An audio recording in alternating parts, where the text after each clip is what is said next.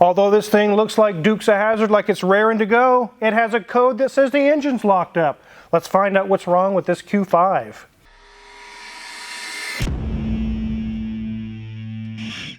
This is a 2016 Audi Q5 with around 130,000 miles roughly on it. We currently have it on ramps because we have our other lifts tied up and we were able to get under here and easily find out what's going on. The customer was just traveling through and luckily we were able to work them in. Normally we wouldn't be able to, but we squeezed them in to help them out. They said that the engine died and they put a new battery in. It still didn't solve anything and they had it towed here. We actually watched on one of our cameras here at the shop. The tow truck brought it over the weekend and dropped it off out front. I started putting two and two together. I remember my mentor years ago, he told me, he says, always clarify with the customer because one word out of context can lead you down, way down, hours of diagnosis that weren't even necessary. A waste of time for both the customer and the shop. So let's take a look around this Q5 and then we're going to get underneath and dive in and figure out, is the engine truly locked up and what's wrong with it? Looks like it's flying, Mrs. Wizard. It's really trying to. It really wants to take off. It wants to drive again, and we're going to help it get to that point. This one's kind of a charcoal gray, and it has dark, pretty much black wheels on it. Down the side is in nice condition. It's not caved in or beat up. And as we come around to the back, you can see it says Q5 2.0T Quattro. Means it's all-wheel drive. These are actually pretty good cars if you take care of them. They're not too bad. Equally nice on this side as well. Let's jump under the hood. So before we get the hood open and dive into the engine bay, I want to let you guys know working on cars can be very complicated. Determining what part is needed is just the start. Searching website after website to find the exact part I need can be very frustrating. Thinking of shopping, do you ever feel like you spend hours hunting for the perfect gift? Aura Frame, sponsor of today's video, makes it look like you knew exactly what they needed all along. Thanks to cars, we are a very mobile society with loved ones all over the country or really sometimes even across town. How do you stay connected with them? Do you feel like you miss out on those special events in their lives? This Carver Matte digital frame from Aura Frame is the perfect gift. With this frame, you get free unlimited photo and video storage. It's so easy to set up. What makes this a perfect gift? You can preload photos to the frame and include a special message. Plus, it comes with this beautiful box. Even better, this Aura Frame allows anyone you give permission to the ability to share photos and videos straight from their phone, effortlessly using their app anytime, anywhere. We're so excited to use this when we move to New Mexico. We're really going to miss our kids, but they will be able to share pictures of themselves and their cats. For a limited time, save on a perfect gift by visiting auraframes.com to get $35 off Aura's best-selling Carver Matte frames, named #1 by Wirecutter. By using promo code CARWIZARD at checkout, that's auraframes.com, promo code CARWIZARD. This deal is exclusive to viewers and frames sell out fast, so order yours now and get it in time for the holidays. Support the channel by mentioning us at checkout. Terms and conditions apply. Now back to this Q5. Here's our 2.0 turbo, which these engines have been known to be somewhat problematic for Audi with timing chain issues and turbo issues with the wastegate failure and different things of that nature. Everything looks to be okay. There's a few oil leaks. We don't see any damage. We did remove these ignition coils and the spark plugs and take a look inside the cylinders and we saw nothing. It all looked healthy. So before I show you the code, picture this. You take this to your local auto parts store. They'll read codes for free and they happen to read the codes and this is what they come up with. Starter's not turning, it's mechanically blocked. Oh my God, is my engine locked up? Oh no! What could it be? Honestly, guys, I've never seen that code in my life. That's a new one for me. We did all the checks up top to figure out if there's any damage in the cylinders, any dropped valves. These do have some issues with those kinds of things failing. Luckily, it doesn't. That doesn't mean it's not locked up. Before we dive in and figure out what's wrong with this thing, Mrs. Wizard can show you guys around the interior and get the exact mileage on it. And before Mrs. Wizard shows you guys the interior review, I have the quickest parts work ad ever. December 10th is the end of the auction date. These will be for sale. You don't want to miss out. Click the link in the description. There you have it, 138,103 miles. And it's a little chilly in here today, 68 degrees. And yes, this is right before Thanksgiving when we are filming this for you. And yikes, this is not a good way to start your road trip. The gauge cluster is looking very good. Dash, just the same. Everything's nice. Have a lot of piano black in here. I love this little guy. When that vent's blowing, wouldn't that be fun to just, you know, keep at least somebody entertained, hopefully not the driver. As we move down, we've got just simple controls, simple buttons, got our gear selector, more buttons and buttons and buttons and buttons. So we lift up our center console. Oh, good. They've been Chick-fil-A and got a few little, you know, whatnots there. As we look at our seat, everything is looking nice. It is a nice dark charcoal. And as we look at our door card, we have a nice wood accent by that door release. And here's the back seat. Okay, no, the guys were checking out the battery. Look back there. Yes, there is a battery buried back there somewhere. But yes, it does have normal seats in it. We just kind of can't see them today. So, live in mystery. As we look at our very large panoramic moonroof, that is covered. You'll see that there are some splotches on there. And that is because when we pulled this in today or pushed it in, it was outside, it was raining. Here we are at the steering wheel and everything looks great. The Audi symbol's looking really good there in the center. Simple controls on each side. So enough of this interior talk. Let's see what's going on underneath this thing. I know you're excited to look underneath the car, Mrs. Wizard. Well, maybe not this one. One thing we did check before we dived under the car to start figuring out what's wrong is, you guys have seen these before. I use them on the channel quite a lot for diagnosing electrical things. You take the relay out and replace it with this, and now I control the relay, not the computer. Let me show you where we put them. These two relays that say 646 on them, we replaced both of these with switches. Those are the starter 1 and starter 2 relays.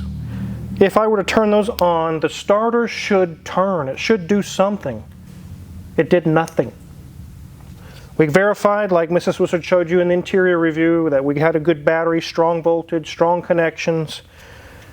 There's power, ground, everything going on here is good. But when we turned it on, again, nothing happened. So are you ready, Mrs. Wizard, to crawl underneath the car? Not truly, dear. Well, we're not young anymore, are we? No, and it's a long ways down there and kind of dirty. I got a blanket for us. Oh, thanks. That doesn't look very plush. Oh, it's like the good old days, except we don't move like the good old days. Yeah, man, it's not looking comfortable there, dear. It's not. So you can see lots of oil. Something's leaking, but that's not keeping us from starting. It has good clean oil. It's full of oil. But you can see our starter. I'm actually touching it right here. It's behind this motor mount. And it pays 5 to 6 hours just to get to the starter. It's up underneath the turbo, stuffed way up in there. Definitely doesn't look very fun, Mrs. Wizard. It looks slimy. Yeah, it looks slimy, and I really hope you would do this on a lift, not laying on the ground. So here's our ground wire, and then our starter wires and things are going up through here. And that's where we did some more testing. So imagine you just read that code. It talks about being mechanically locked. You see a bunch of oil on the bottom, and you're like, crap, this is not looking good at all. How do you verify that the engine is or isn't locked up? Or is it just a starter? What's going on here? So first thing we're going to do is I'm going to get this ratchet with a socket and put it on the main pulley. I'm going to have Mrs. Wizard watch and see if the serpentine belt turns.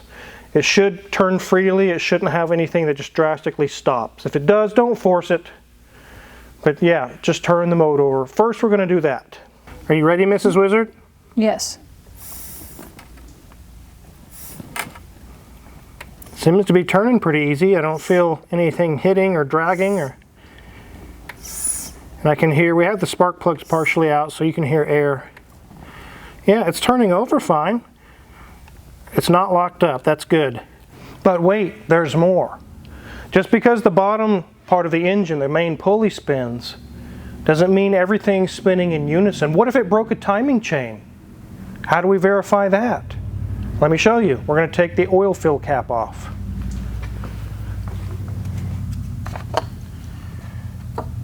And right in this little hole where I'm putting my finger, you can see the camshaft. Okay, I'm going to get down there and turn the engine over again. Can you imagine if the timing chains had broke and it's done some damage? This could be really bad, guys. I'm going to turn the engine over. The camshaft should turn in unison while I'm turning. If it doesn't move while I'm turning the engine, the timing chains could be broken. It could be disastrous. Let's take a look and see what happens. Are you ready, Mrs. Wizard? Yes, we've got the Techlong in there looking at it. Okay, here we go. Is it turning? Yeah. Hey, that's good. That is great news. So what have we done here? What have we proven? We've answered 2 questions, yes or no. You guys know I like black and white yes or no answers. I don't like gray areas. So the question is the engine locked up? No. Is the timing chains broke? No. What does that code mean then? What in the world's going on? Mechanical lock. That sounds like the engine's locked up and it can't turn it over. It sounds disastrous. But we've proven the engine turns freely. The cams turn freely. They're turning in unison with the main pulley. Everything's looking good. What's the problem here? Let's dive into the starter. Starters can die in all kinds of ways. They can have where they only act up when the engine's hot and it's heat soaked and got heat on the starter and causes to electrically fail. They can also spin but not engage to the flywheel, just go whirr, whirr, make a sound like that. They can do what this one's doing, it just clicks, it doesn't do anything. And they can also spin too slow when it can't get the engine to turn over because the bearings or something's failed inside. What we've got going on here, we verified with a power probe that when we push the start button to start the engine, power's going to the solenoid on the starter. It's not doing anything though. Let me show you where the starter is from up above. So you can see that metal pipe down there, I'm kind of shining it, goes down to the starter and it's underneath the exhaust manifold, wedged in between it and the turbo. Very, very fun to get to, said no one ever. So the code that we read says mechanical lock, starter not turning. That code can come up if the starter engages but the engine's locked up. It's wanting to see RPMs, it's wanting to see things turning, and it sees nothing. It very likely can be catastrophic failure of the engine. Here's what we did to figure out exactly what's wrong though. Junior Mint got underneath with a good strong battery and some jumper cables. And he got in there very carefully without shocking himself or doing something crazy. Well, you probably can't shock yourself very easily with 12 volts, but he touched the starter motor terminal where the power goes directly to the motor itself, not the solenoid, and ground. And it would arc, but it would do nothing. It wouldn't spin, it wouldn't turn over. We know the engine turns over, we know the cams are turning, nothing's locked up in the engine, thank goodness. That code had me scared for a minute. Imagine if you got that code and you're traveling just like this person. Oh no, we're looking at a new engine. The problem here is the starter failed. That's it. Normally we'd have just started on the starter because we would have gotten the message, hey, my car won't start. But with the voicemail that was left, like I mentioned, this is one of those areas where you can spend a little time and end up in a wrong direction. The customer very clearly stated in the voicemail, the engine died on my wife. It won't start. We put a new battery in. It solved nothing. We give up. Well, a starter wouldn't cause the engine to die. It would just fail to start the engine. So we're like, well, they said that it died on them. We clarified, we called the customer after we did this test to verify the engine's not locked up, and the code too. The code says mechanical lock. So you put that together, the customer just said the engine died, and now we have a code for mechanical lock. You're like, oh, this engine's locked up. We all, me, Daniel's son, Junior Mint, were like, oh my goodness, this engine's locked up. But we went through this test that I just showed you. We verified the engine spins free. All those things are happy. Nothing's locked up. The starter has failed. And when we did call the customer to clarify, he said, oh, no. The engine didn't die. I'm sorry. It just won't start. We're like, okay. We did the final test on the starter. It is verified the starter has failed. That's all it is. Look, Mrs. Wizard, I'm getting dirty. You're getting awfully messy over there. You better not be making all that mess at the house tonight. No, I'll be cleaning up before I come home. Thank you.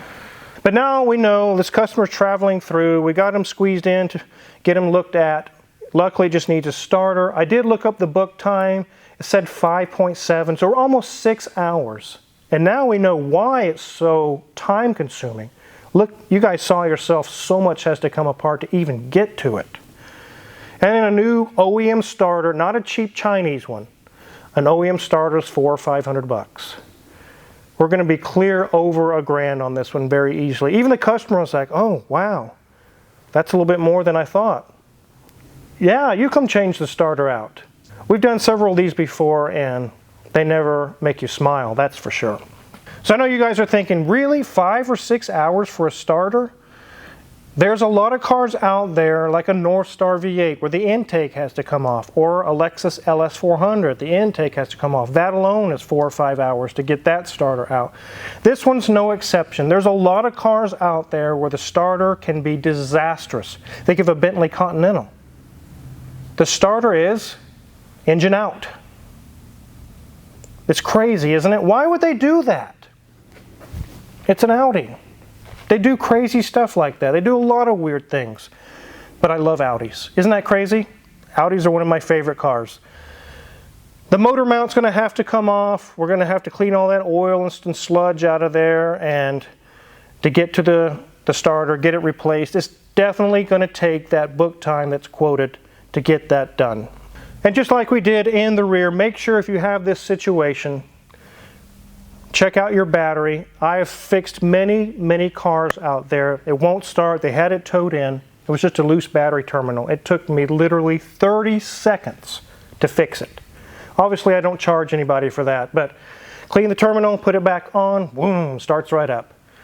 Always check those things before you start dialing the phone number of the tow truck. We've had a few cars towed in here recently. This one definitely needed to come to a shop.